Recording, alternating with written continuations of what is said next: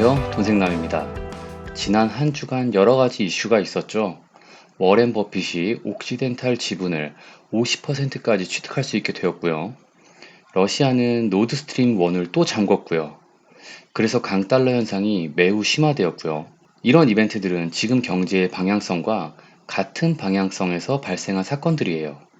즉, 변화가 아니라 방향성의 강화일 뿐이다. 이렇게 말씀드리고 싶네요. 여전히 시장은 하방을 향하고 있다는 거죠. 오늘 영상에서는 요즘 같은 시기에 투자하면 좋을, 확률적으로 돈을 벌 확률이 매우 높은 투자처를 말씀드려 볼까 하는데요. 저도 심사숙고 끝에 이번 주부터 매집을 시작했어요. 시장이 하방일 때 투자하면 좋다라고 말씀드리니 인버스 아냐? 공매도 아냐? 라고 생각하실 수도 있는데 아닙니다. 개인적으로 인버스 상품은 사용하기에 따라 괜찮다 보여지고요. 개인 공매도는 상환 기한이라는 큰 리스크가 있기 때문에 그냥 하지 마세요. 제가 오늘 말씀드릴 투자처는 바로 한국 국고채 30년 ETF입니다. 나는 솔직히 채권을 잘 모른다. 머리 위에 물음표 떠서 계신 분들은 끝까지 들으시면 분명 도움 되실 거라 확언합니다. 먼저 이 상품을 이해하려면 먼저 채권을 이해하셔야 되는데요. 채권은 쉽게 말해 정해진 기간 동안만 보유하면은 이자도 받고 원금도 그대로 받게 되고요. 종류는 국채, 회사채 등등 여러 가지로 존재하고요. 기간에 따라 단기채, 중기채, 장기채로 나뉘고요. 또 위험 등급에 따라 AAA부터 정크본드, 다른 말로는 하이힐드 채권, 즉 쉽게 말해 쓰레기 채권까지 다양합니다. 중요한 건 채권은 가격 변동이 있다는 점인데요. 채권 금리가 오르면 채권 가격은 떨어지고 채권 금리가 내리면 채권 가격은 올라가요.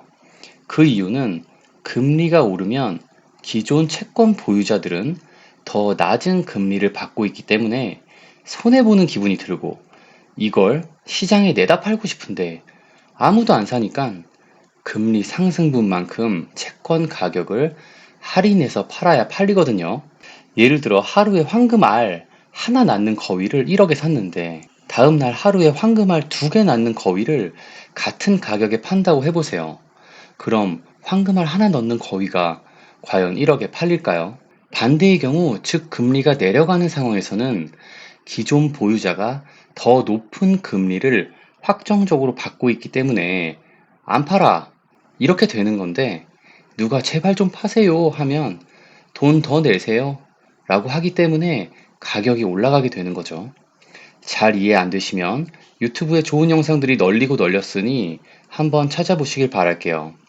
채권 시장은 주식 시장보다 4배 이상 큰 시장이에요.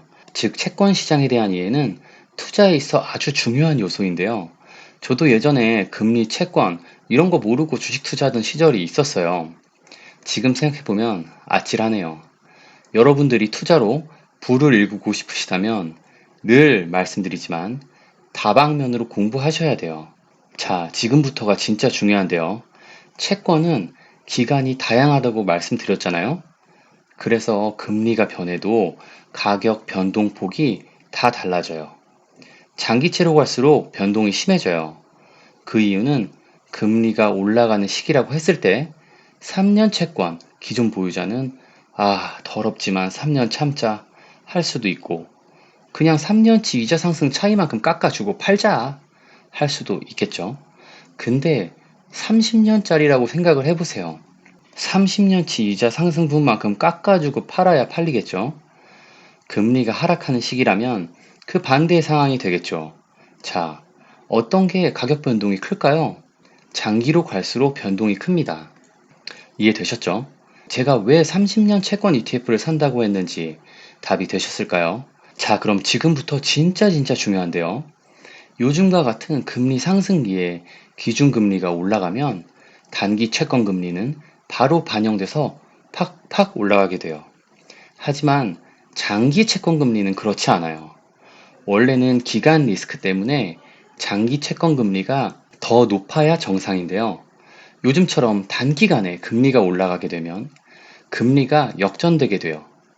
그 이유는 장기 채권 금리는 단기 채권 금리와 다르게 중앙은행에 의해 정해지는 게 아니고 채무자, 그 나라의 통화, 재정 정책에 대한 신뢰 등으로 결정되기 때문인데요. 머리 아프시죠? 그냥 이렇게 생각하세요. 경기 침체가 예상되면 장기 국채의 금리는 더 이상 오르지 않는다. 즉, 채권 가격에 하방 경직성이 있단 말이에요. 그 말은 앞으로 기준금리가 올라가도 장기 채권 금리의 상방은 어느 정도 제한적이다라는 의미고요. 기준금리 인상 초기에는 인플레이션 걱정뿐이지만 금리가 적정선을 넘어서게 되면 침체 걱정으로 장기 금리가 눌린다. 이렇게 말씀드려 볼 수 있겠네요. 자, 머리 아프신가요? 쉽게 말씀드리면 지금 30년 국채의 하방은 어느 정도 나왔으니 올해 사 모으면 기준금리가 하락함과 동시에 달달할 수 있다. 뭐 이런 거죠. 여기서 똑똑하신 분들은 이렇게 질문하실 수도 있어요. 아니, 기준금리 오르니 주식 떨어지는 거고 채권 가격도 떨어지는 건데 그럼 기준금리 내리면 주식도 오를 거고 채권도 오른다는 건데 그냥 주식하지. 님 귀찮게 뭐 하세요? 이렇게 말이죠. 일부 동의하고요.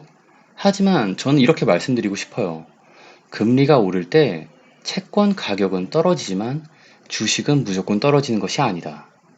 이번엔 그랬지만 과거에 그렇지 않은 적도 많다. 반대로 금리가 내려가기 시작하면 주식이 반등하겠지만 바로 반등할지 좀 시간이 필요할지까지는 알 수 없다. 하지만 금리가 내려가면 채권 변동성은 무조건 발생할 확률이 높다.